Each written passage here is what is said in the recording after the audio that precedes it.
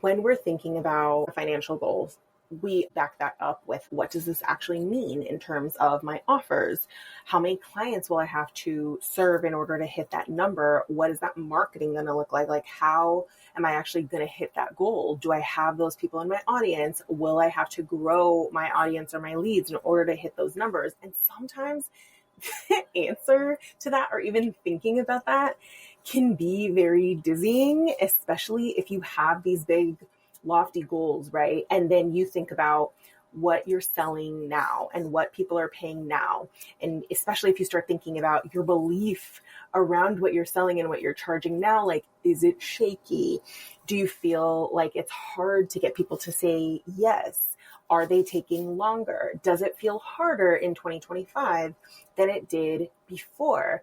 If any of these questions sound familiar, or you said yes, or the goals that you have in your mind, the math isn't mathing, and you worry about, like, damn, is this going to mean me being overloaded in order for me to hit this goal? There are other ways for you to serve the same number of clients even and make triple the amount of money. So I want to talk to you about that, because I want to help you think beyond what's in front of you right now, especially when it comes to the doors that thought leadership marketing can open for you. There are alternatives to the conventional, like, in air quotes, booking out. And especially when I think about the fact that I do support service providers and agency owners and people who don't book out because they'll just scale, right? They'll hire more team members, serve more clients. So their goal is to not book out. They want to continue to grow and scale. But what I'm going to share is different ways to think about how can you make more money in your business that doesn't involve tripling your client load in a way that means triple the time. And thought leadership marketing being the key that helps you open those doors. I'll also share examples for my own clients, specifically in reclamation, because this is like where these sort of transformations happen, so that you can get examples of, like, this is what it looked like for a particular client who went through this exact thing and how they increased their revenue. So in addition to booking out, let's say you have a half booked offer, you just sell more clients. That's kind of math, like, that makes sense that thought leadership marketing can help you do that. If you aren't booked out and you have more capacity and you want to help more people, great. That's obviously the first step. That is the goal. A lot of times we join coaching programs because we want to land more clients in an offer that we already have. And in addition to that, here's other ways you can make more money through thought leadership. So one is that this seems obvious, but people don't necessarily know how to do this in a way that doesn't mess up your demand and curb it, is just increasing your pricing. You can't just decide to increase your pricing, okay? Like, there's a lot of people that are like, oh, it's just based on your belief. Yes, that's a part of it, but you have to have messaging, positioning, results that back up that price. And what I've noticed is that from several years ago to now, customers are taking a little bit longer and going through a more thorough vetting process. They're really thinking about their investments. They're thinking instead of this and that, they're thinking this or that. They may be planning their investments further out. And they're doing their homework on you. Vetting is basically doing their homework. That might be asking your past clients. That might be following your clients and kind of seeing what they're about. It might mean listening to you on other people's podcasts. So how you support higher ticket pricing without cutting into demand. Thought leadership marketing helps you with this because you are talking about something and standing for something that's bigger than your offers. And typically that is you speaking to an unmet need that your people are experiencing, what your thoughts are, what your beliefs are around that. That helps to get you in the door of other people's platforms. So third-party credibility supports this, where whether that's being on other people's podcasts, whether that is collaborating, doing like LinkedIn Lives with like a notable brand or a person that already has a really strong following. It might mean you coming in and teaching or giving a workshop inside of a community that's full of your ideal clients. It could mean actually speaking on a stage. It doesn't have to. And what the reason that thought leadership and speaking on other platforms, this is essentially third-party credibility, supports higher ticket prices is because the more someone is investing, the more they're going to expect to be able to do their homework on you and see you on other people's platforms, not just your own. So once you do start getting approached and or pitching, you need, number one, you need thought leadership, you need a strong angle. for them to want to feature you on your platform, because that is trust. That means like you're not blending in. It's not basic. You're actually talking about a unique angle that everyone else isn't talking about. And so once you do have presence on other people's platforms, if you're charging 4K right now, you can charge 8, maybe not overnight, but this is part of what supports the higher ticket. So this is one way that you can double your profit. You can keep the same number of clients you have now, but imagine if you were charging twice as much because you did have this trust through thought leadership, through third-party credibility, and because oftentimes when you're clear on what your thought leadership is, it starts to trickle in, at least the way that I teach it, is it trickles into how you serve your clients differently. All of a sudden, your tools, your frameworks, your approaches, all of that start to integrate like what the thought leadership is, meaning like you actually serve your clients differently as a result. And you don't have to be a coach to do this. Like I work with, people who are agency owners, photographers, videographers, and their thought leadership is integrated into the way that they serve their clients. So this is all part of how you attract a whole different type of person, a whole like higher level clientele. So one way is just being able to increase your prices, higher ticket pricing, and thought leadership supports that. The second way is through org contracts, so contracts through organizations. This is an option for more people than you think. This is done for you, and it's also for information-based businesses like education, consulting, coaching. Lots of my clients have in reclamation made that pivot into working with organizations, either because they're doing half and half or completely done the pivot into org. And what that means is you're packaging up your offering to serve an organizational need instead of an individual one. And that takes a little bit of, strategy. And that's part of what I help my clients through. We have processes for that now in terms of like, how does the organization experience it? What does the organization care about? Who is the decision maker and the gatekeeper within the organization? You're not selling to individuals anymore. How do you get visible to them? And that's where thought leadership comes in, because in order for you to be visible to people who do not shop on social media, they may be on LinkedIn, but sometimes you don't know who the key decision makers are. So you're not just going to post on LinkedIn and expect to get org contracts. It doesn't necessarily work like that. A lot of the times you have to pair it with like very intentional outreach, like looking and seeing like where you can kind of go within your network or first or second degree connections. That's a whole different strategy that we talk about in reclamation.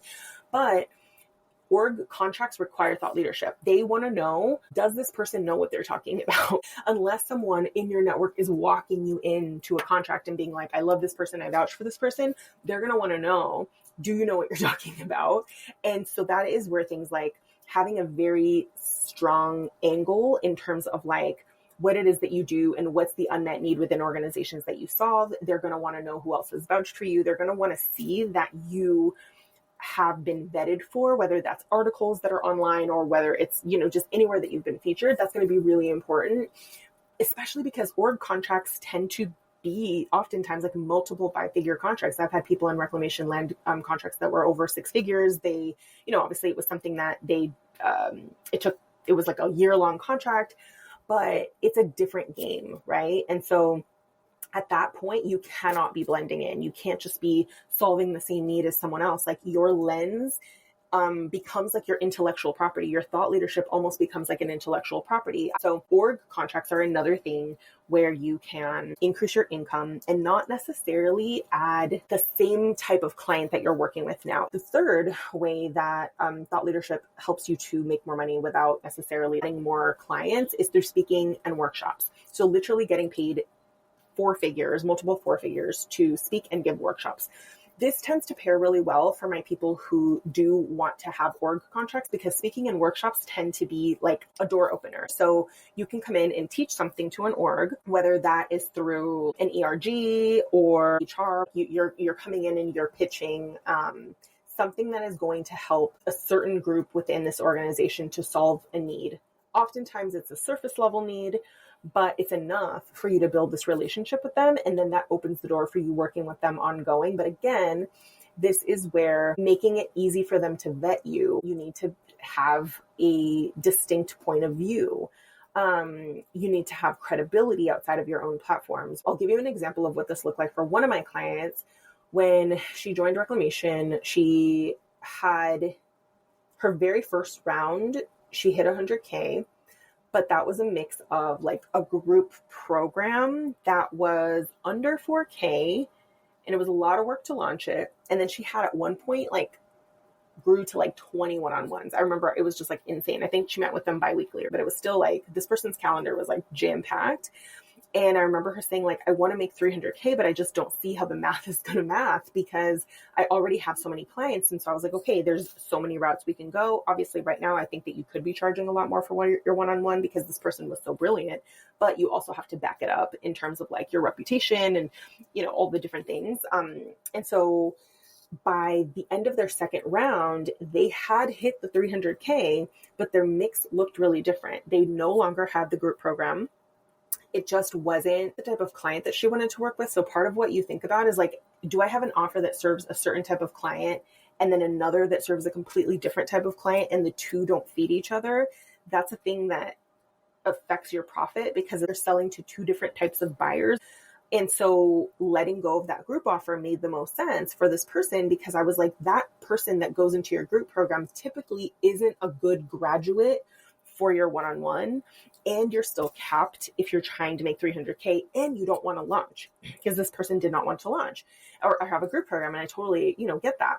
And so the mix on the 300K business model was a mix of org contracts that were multiple 5 figures where she packaged up essentially the intellectual property and the process that she had sold in the group and actually sold it to organizations, but she wasn't doing all of the legwork that she was doing when it was just her serving it individually to people. It started to become more scalable, but she didn't have to do all the launching and the marketing behind it. She was able to deliver it to orgs, but she also just had higher level consulting contracts with organizations. So that also added to her profit.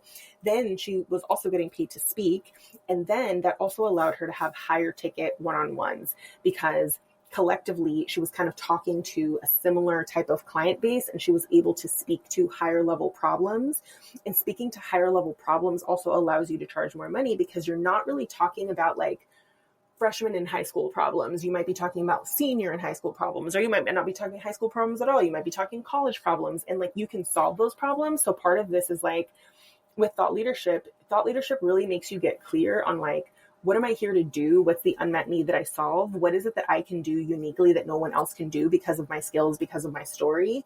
So once you start to essentially solve either a more expensive problem, it's not necessarily that it's a more expensive problem. It's just that you're solving a higher level problem for a higher level type of clientele, which also supports you charging more, right? So all of this just opens up doors for profit, for repeat business. And the last one helps to make sure that you don't have as many gaps in terms of available spots while reducing how much you have to market. And that's retention, right? So clients that have come to me through something related to thought leadership because they heard me or saw me speak, those clients are the ones that stay with me for years. They refer other people to me. I absolutely love working with them.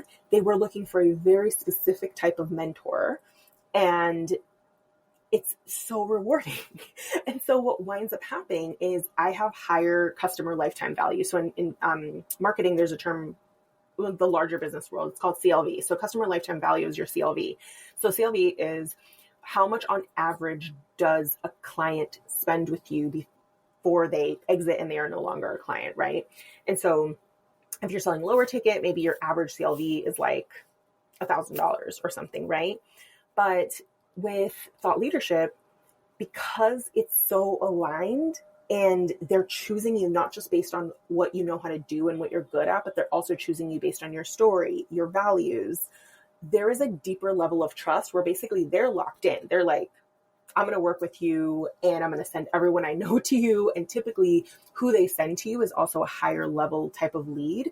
And so thought leadership also opens the door to have higher customer lifetime value and retention so that you're not going ham trying to like post on social media and do all this marketing because you have a healthy book of business that just stays with you. I have clients now who are on one of my clients, we just passed 4 years, others about 3 years. And I've had several clients who have been with me for years. And during that time, they also send me people as well.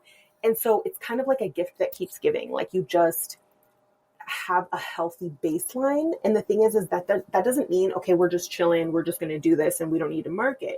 It's just that when you have a strong foundation like that of recurring revenue, of new that the business doesn't always need to be new. It can be recurring. It allows you to think differently and out of survival mode because you're not constantly scrambling to try to fill the spots that you have. And that is what a sustainable business is. That's how I've been able to have a sustainable business with all the things that I have going on and all the things that are on my plate as a single parent who has to, pay all the bills and do all the things, right? And it's also allowed me to be inconsistent, quote unquote, with my marketing because I know that number one, people are finding me and discovering me through other platforms all the time. Like I've been on over 30 podcasts. I've done speaking engagements, collaborations, all the things. I've taught workshops and courses in different places, and those things are still up there. They're still live. You end up having a larger digital blueprint with a very, very strong reputation leading it. It isn't just if somebody finds a viral video on Reels or something like that doesn't do as much. They still have to kind of build trust over time. But when someone finds you because of thought leadership, that trust, number one, the person who finds it is a much more aligned person because of where they found you. And number two, that trust, that discovering you to paying you cycle is so much shorter. So this is how you are able to make more money and just feel more peaceful. It's more recurring. You don't need to put all your eggs in the social media basket because you're just being more potent instead of relying on volume. So to recap, how thought leadership can double your profit without necessarily booking out in the conventional sense is higher ticket pricing, opening the door to organizational contracts, speaking in workshops, and higher customer lifetime value and retention and stronger referrals. If you want to learn more about this, I am going to be talking all about this on my workshop on October 1st, where I'm going to deep dive into the things that you can start doing immediately that you already have. They're not things that you need to earn. They're just things you need to get clear on in order for you to plan. Because next year can look wildly different. This is where income multiplication happens without you overloading yourself with client calls, client work, being on 3 more platforms, because thought leadership is able to help you to compile all of that and just make your marketing so much more potent and get you out there and in different ways beyond your own platforms. So join me on October 1st. It's going to be so fun. I'm so excited to teach this. I feel like this is really what has been behind not just my results as a business owner, where I in many ways have been the anomaly to a lot of the things that are taught about marketing, because I'm also a marketer and I've just used thought leadership marketing. But it's also, I hope, going to open up the way that you think about the future of your business and what it could look like and what it means to feel more peaceful in the way that you make money, to kind of lift the lid off of how you dream and how you think about, your growth, because it doesn't always mean serving 100 people in a big group program. You actually can have deeper relationships that are longer, that are more profitable. And a lot of the people that I attract, that's the type of work that they want to do. So join me October 1st. Everything is in the show notes, and I will see you there, and I'll see you on the next episode.